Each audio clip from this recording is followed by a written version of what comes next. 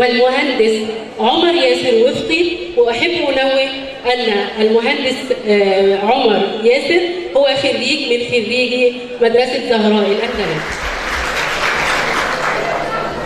أعوذ بالله من الشيطان الرجيم. بسم الله الرحمن الرحيم. أولم ير الإنسان أنا خلقناه من نطفة فإذا هو خصيم مبين. وضرب لنا مثلا ونسي خلقه قال من يحيي العظام وهي رميم قل يحييها الذي أنشأها أول مرة وهو بكل خلق عليم. الذي جعل لكم من الشجر الأخضر نارا فإذا أنتم منه توقدون. أوليس الذي خلق السماوات والأرض بقادر على أن يخلق مثلهم بلى وهو الخلاق العليم. إنما أمره إذا أراد شيئا أن يقول له كن فيكون. فسبحان الذي بيده ملكوت كل شيء وإليه ترجعون. صدق الله العظيم.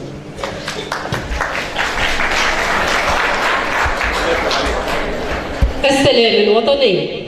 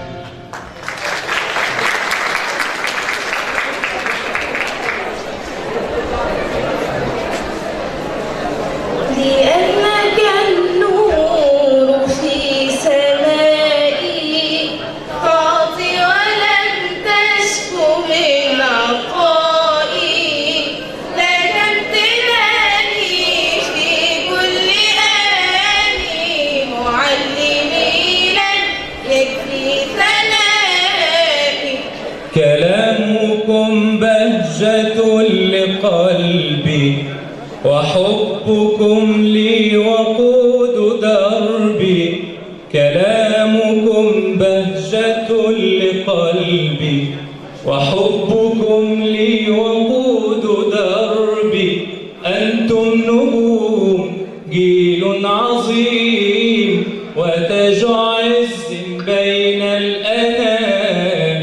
أنتم نجوم جيل عظيم وتاج عز بين الأنام. معلمين منا السلام نهديك حبا مدى الأيام. والشكر كله لن يفيد من نور قلبك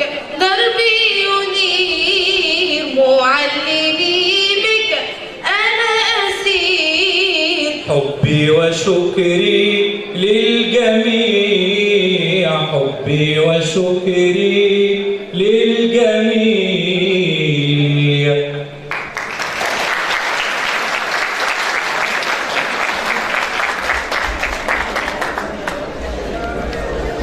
تجد الطيور بأعذب الألحان بدارنا، فرحين تملأنا السعادة، فأهلا وسهلا زوارنا.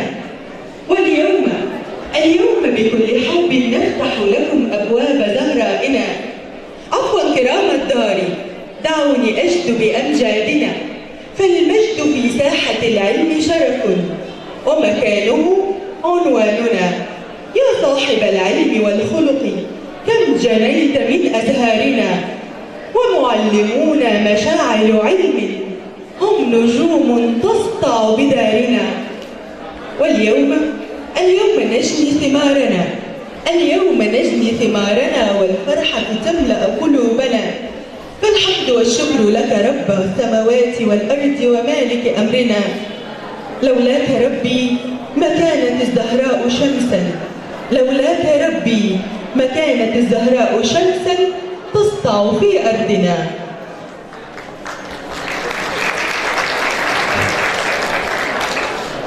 الحمد لله القديم بلا غاية، والباقي بلا نهاية، وصلاة وسلاما على الحبيب صاحب الحوض المورود والسؤدد والجود، محمد بن عبد الله صلى الله عليه وسلم. نحييكم جميعا بتحية الإسلام، فطبتم وطاب ممشاكم، والسلام عليكم ورحمة الله وبركاته. حي الله هذه الوجوه، رؤيتها تزيد القلب أفراحا، حلت سلاما وأسفرت بالنور أهلا وعرفانا. نرحب بمقدمكم الكريم، وأول ذي بدء نرحب بضيوفنا الكرام الذين شرفونا بحضورهم الكريم. الأستاذ المستشار هشام جعفر، مدير المكتب الفني لمجموعة 30 يونيو، أهلا وسهلا بحضرتك.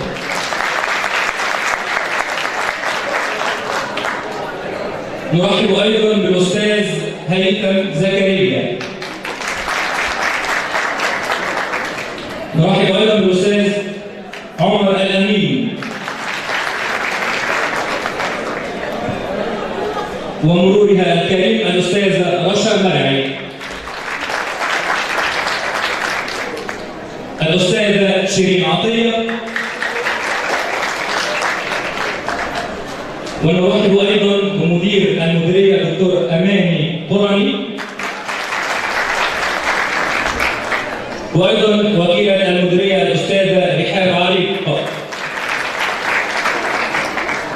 الأستاذة مروة عبد العزيز مدير إدارة الغرب،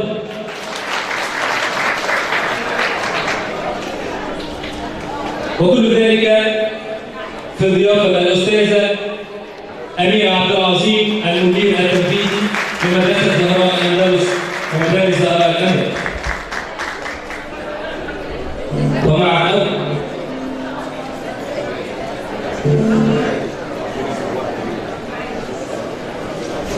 ومع أول فقراتنا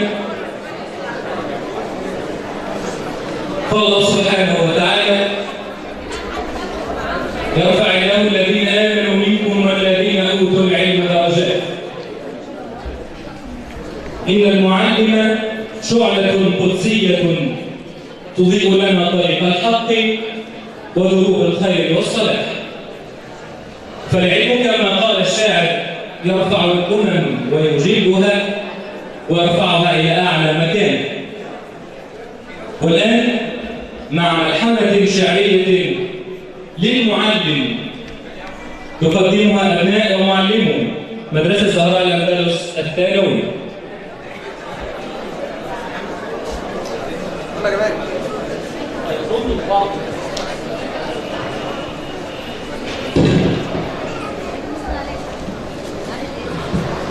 يظن البعض أنني تاجر. لا والله. أي نعم، ظن البعض أنني تاجر لعقول البشر، لكن لا والله، أفنيت عمري كله، أفنيت في التدريس كل شبابي، وغرست دين الحق في طلابي. سيقدر الطلاب جهدي بينهم، والفضل يعرفه ذو الألباب. الفضل هيعرفه، والفضل يعرفه ذو الألباب. سل دفتر التحضير بل وحقيبتي، سل في الفصل سبورتي وكتاب، سل مكتبي وسائلي دفاتري، تنبيك أني فارس الإعراب، وسل المجند أنني درست. سل الإمام الفز في المحراب، سل الطبيب إذا مررت بداره كيف أضحى طبيب القلب والأعصاب. سل المهندس كيف أصبح فارسا، كيف رفع المباني فوق كل سحاب. سل كم كنت أعصر فكرتي كي يرتقي، كم كنت جسرا أنا الذي أرشدت طلابي لكل صواب. في فسحة الطلاب أشرف واقفا، والاحتياط علاوة للصوت. كابدت في التدريس كل مشقة، لكن ربي لن يضيع ثوابي.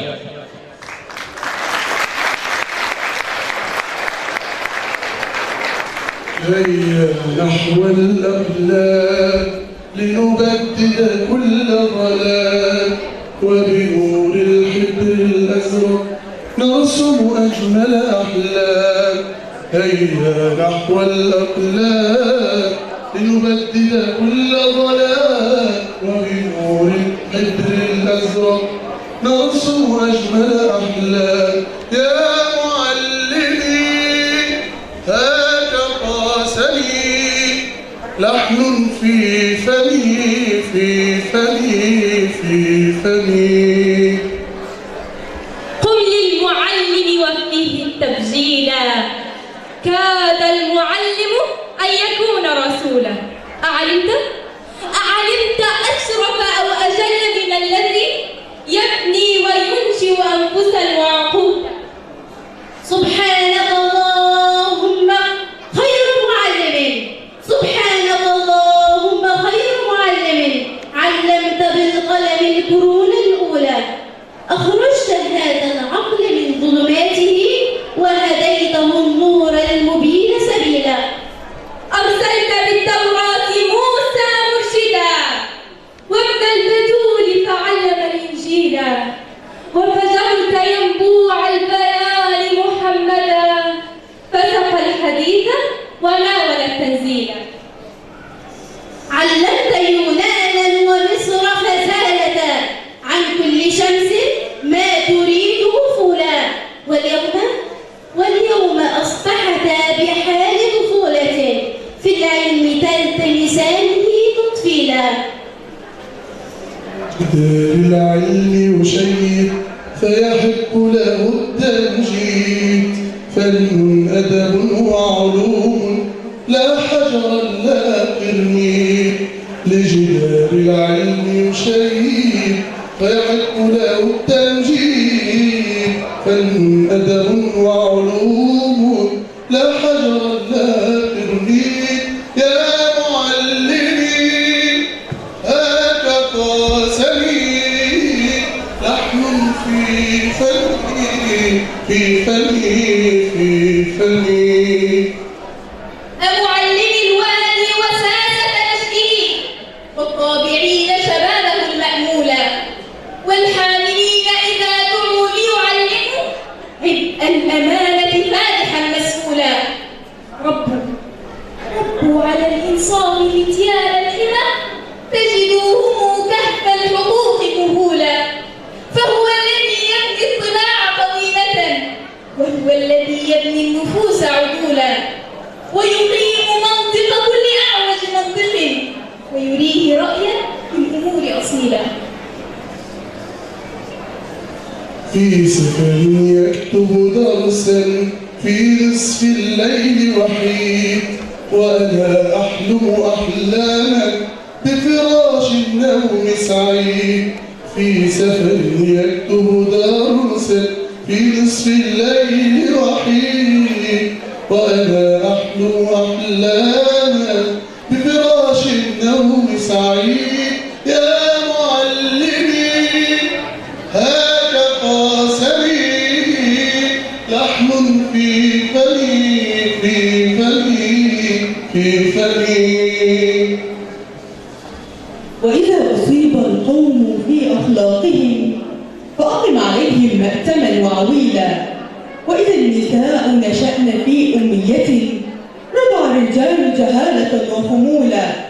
ليس اليتيم من انتهى أبواه من هم الحياة وكلفاه ذليلا، فأصاب بالدنيا الحكيمة منهما وبحسن تربية الزمان بديلا. إن اليتيم هو الذي تلقى له أما تخلت أو أبا مشغولا. غني يا عصفورة واحكي لي عن أسطورة فيها وحش دموي تملك بلدا مسحورا. غني لي يا عصفورة واحكي لي عن أسطورة فيها وحش دموي يملك بلدا مسحورا. غني لي يا أستاذ يأتي وحش الأسطورة ويغني فرحا دوما يحيا بطل الصبورة. يا معلمي هاك قاسمي، لحم في فمي في فمي في فمي. وإذا المعلم لم يكن عدلا مشى روح العدالة في الشباب ضئيلا. وإذا المعلم ساء لحظ بصيرته جاء على يده البصائر حولا. يا أرض مذ فقد المعلم نفسه بين الشموس وبين شرقك حيلا. ذهب الذين حموا حقيقة علمهم واستعجبوا فيها العذاب وبيلا. تلك الكفور وحسبوها أمنية من عهد خوفو لا ترى القنديلا. الجهل لا تحيا عليه جماعة. كيف الحياة على يديه هزيلا. إني لأعذركم وأحسب عبئكم من بين أعباء الرجال ثقيلا. وجد المساعد غيركم وحرمتم في مصر عون الأمهات جليلا. هل تذكر يا أستاذي طفلا بين الأولاد في الصف الأول يبكي ويصيبك بالإجهاد؟ هل تذكر يا أستاذي طفلا بين الأولاد في الصف الأول يبكي ويصيبك بالإجهاد؟ وتعلمه ألقابا بالقلم والمعداد، ها هو يحصي آلافا أبطالك يا أستاذي. يا معلمي هاك قاسمي، لحم حسبك. كل شبابي اليوم بورك غرسكم وبلد القطوف وذلات تجليل. كرم وصفح في الشباب وطالما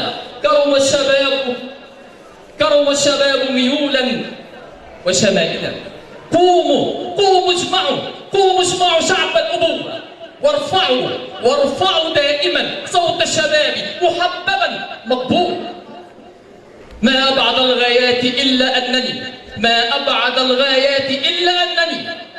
أجد العلم لكم بهن كفى. فكلوا إلى الله النجاح وسابروا فالله خير كافلا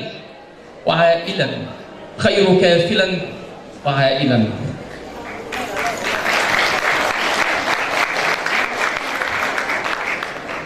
العلم يحلو كلما كررته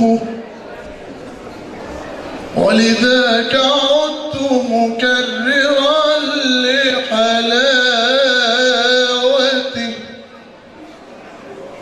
العلم يحلو كلما كررته ولذاك عدت مكررا لحلاوته. وبكثرة التكرار يكثر نفعه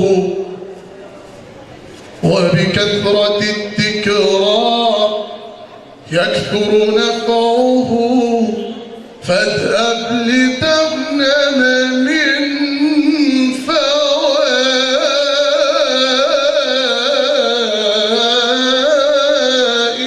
حكمته. فلكل مجتهد نصيب فلكل مجتهد نصيب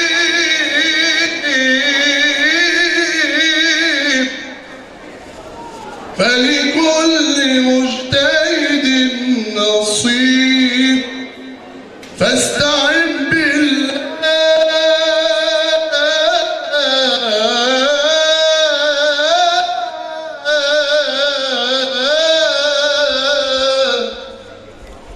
فاستعن بالله واعمل صالحا.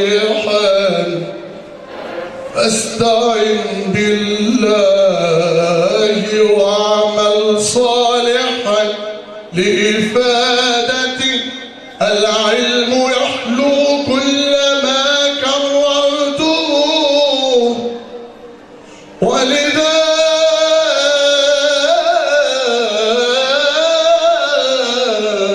عدت مكررا لحلاوته. شكرا.